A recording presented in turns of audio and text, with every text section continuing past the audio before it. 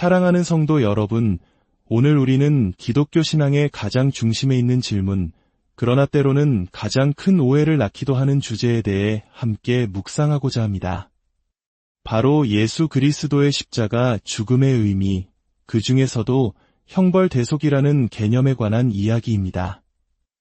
이 귀한 말씀을 듣기 전에 하나님의 은혜가 더 널리 퍼져나갈 수 있도록 이 영상에 좋아요를 눌러주시고 아직 구독하지 않으셨다면 구독 버튼을 눌러 하나님의 말씀을 전하는 사역에 동참해 주시길 부탁드립니다. 여러분의 작은 참여가 누군가에게는 절실한 복음의 빛을 전하는 통로가 될 수 있습니다. 주님의 이름으로 여러분을 축복합니다. 우리는 종종 예수님의 죽음에 대해 이렇게 설명하곤 합니다.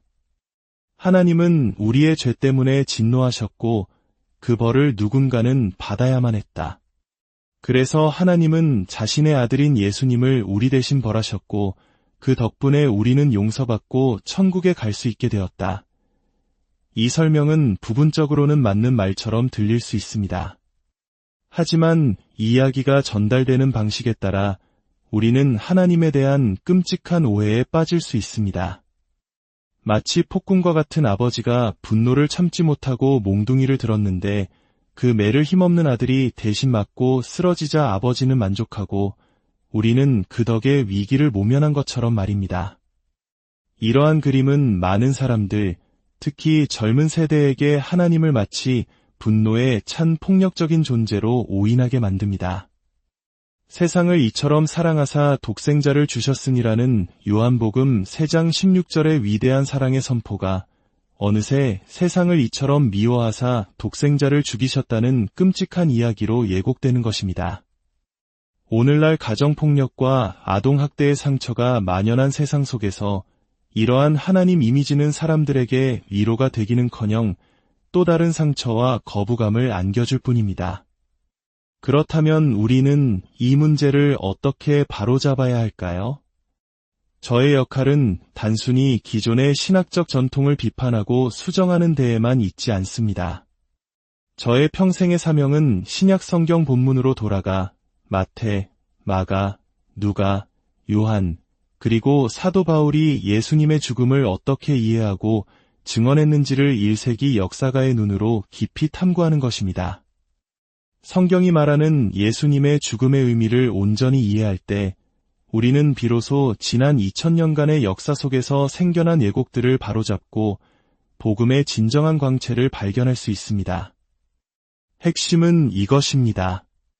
십자가 사건은 하나님의 진노가 폭발한 자리가 아니라 하나님의 주권적인 사랑이 가장 위대하게 드러난 자리입니다. 로마서 5장에서 사도 바울은 이렇게 증언합니다. 우리가 아직 죄인 되었을 때에 그리스도께서 우리를 위하여 죽으심으로 하나님께서 우리에 대한 자기의 사랑을 확증하셨느니라. 십자가는 하나님의 사랑을 증명하는 결정적인 증거입니다. 여기서 우리는 삼위일체 하나님의 신비를 마주하게 됩니다. 십자가는 하나님께서 저 멀리서 아들의 고통을 지켜보신 사건이 아닙니다. 내가 너희를 너무나 사랑해서 저 다른 누군가를 보내 험한 일을 대신하게 하겠다는 말은 아무런 감동도 줄 수 없습니다. 진정한 사랑은 내가 너희를 너무나 사랑해서 나 자신이 직접 가겠다고 말하는 것입니다. 십자가 위에서 고통당하신 분은 바로 하나님 자신이셨습니다. 성자 예수님 안에서 성부 하나님께서는 친히 인간의 모든 고통과 죄의 무게를 짊어지셨습니다. 그렇기에 십자가는 하나님의 자기 희생적인 사랑의 절정인 것입니다. 물론 나의 하나님, 나의 하나님, 어찌하여 나를 버리셨나이까 라는 예수님의 절규는 우리에게 깊은 신학적 질문을 던집니다. 이 신비는 우리가 이 땅에서 온전히 이해할 수는 없겠지만 한 가지 분명한 것은 이 모든 과정이 세상을 구원하시려는 하나님의 사랑의 계획 안에서 이루어졌다는 사실입니다. 더 나아가 신약 성경이 말하는 예수님의 죽음의 결과는 단순히 내가 벌을 면하고 천국에 가게 되었다는 개인적인 차원에 머무르지 않습니다. 죄의 문제를 단지 도덕적인 규칙을 어긴 행위로만 축소해서는 안 됩니다. 성경에서 말하는 죄, 헬라어로 하마르티아는 본래 관역을 빗나가다라는 뜻을 가집니다. 여기서 관역이란 무엇일까요? 바로 하나님의 형상대로 창조된 참된 인간다움을 살아내는 것입니다. 죄는 우리가 마땅히 하나님께 돌려야 할 영광을 다른 것에 돌리고 세상과 가정과 우리 자신의 삶 속에서 하나님의 뜻을 이루며 살아가야 할 소명을 저버리게 만듭니다. 죄는 우리를 유혹하여 값싼 대안을 선택하게 하고 결국 우리 스스로를 파괴와 혼돈, 어둠의 세력에 내어주게 만듭니다. 우리는 죄를 지음으로써 우상에게, 즉 어둠의 권세들에게 우리의 권위를 넘겨주게 되고 그 결과 그들의 노예가 되어 단단히 묵이게 됩니다. 예수님께서 우리의 죄를 위해 죽으셨다는 것은 바로 이 어둠의 권세가 우리를 꽉 쥐고 있던 소나기를 풀어주셨다는 의미입니다. 이것이 바로 십자가 사건의 중심에 있는 위대한 해방의 소식입니다. 사도 바울은 그리스도께서 우리 죄를 위하여 죽으셨다고 말할 때 항상 성경대로 라는 말을 덧붙입니다. 이는 단순히 이사야 신세장과 같은 몇몇 예언 구절이 성취되었다는 의미를 넘어섭니다. 성경대로라는 말은 창조주 하나님께서 타락한 세상을 어떻게 구원하시는가에 대한 성경 전체의 거대한 서사를 배경으로 한다는 뜻입니다. 그 이야기는 창조로 시작하여 아브라함과의 언약을 거쳐 이스라엘 백성의 출애굽이라는 위대한 해방 사건으로 이어집니다. 하지만 이스라엘은 결국 언약을 어기고 죄를 지어 세상의 빛이 되어야 할 사명을 감당하기는커녕 오히려 세상의 문제와 고통의 한복판인 바벨론, 포로 생활의 깊은 절망 속으로 떨어집니다. 메시아이신 예수님은 바로 인류의 역사가 가장 깊은 나락으로 떨어진 그 지점으로 오셨습니다. 이스라엘의 대표이자 온 인류의 대표로서 그 모든 죄와 실패, 고통과 절망의 무게를 자신의 어깨에 짊어지셨습니다.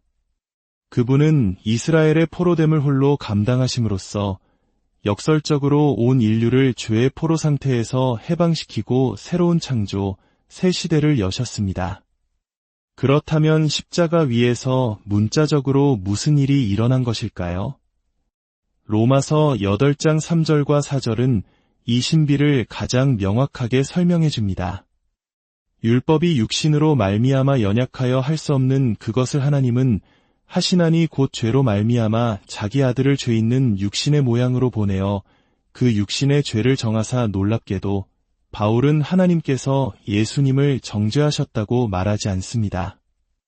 그는 하나님께서 예수님의 육신 안에서 죄를 정죄하셨다고 선언합니다.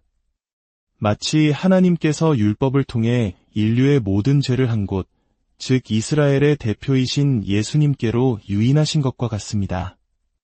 그리고 그곳 십자가 위에서 하나님은 죄라는 거대한 세력 자체에 사형 선고를 내리셨습니다. 그 결과 이제 우리에게는 결코 정죄함이 없습니다. 왜냐하면 우리를 정죄하던 죄가 이미 십자가 위에서 사형 선고를 받았기 때문입니다. 죄의 권세는 깨어졌고 우리는 이제 성령의 능력 안에서 새로운 피조물로 살아갈 수 있는 길이 열렸습니다. 사랑하는 성도 여러분, 십자가는 분노한 하나님의 형벌이 아니라 우리를 너무나 사랑하셔서 모든 것을 내어주신 하나님의 자기 희생적인 사랑의 절정입니다. 십자가는 어둠의 권세에 대한 하나님의 최종적인 승리의 선포이며 절망 속에서 시작된 새로운 창조의 위대한 출발점입니다. 이 깊은 십자가의 사랑이 오늘 여러분의 삶에 가득하기를, 그래서 모든 두려움과 정죄감에서 벗어나 참된 자유와 평안을 누리시기를 주님의 이름으로 축복합니다.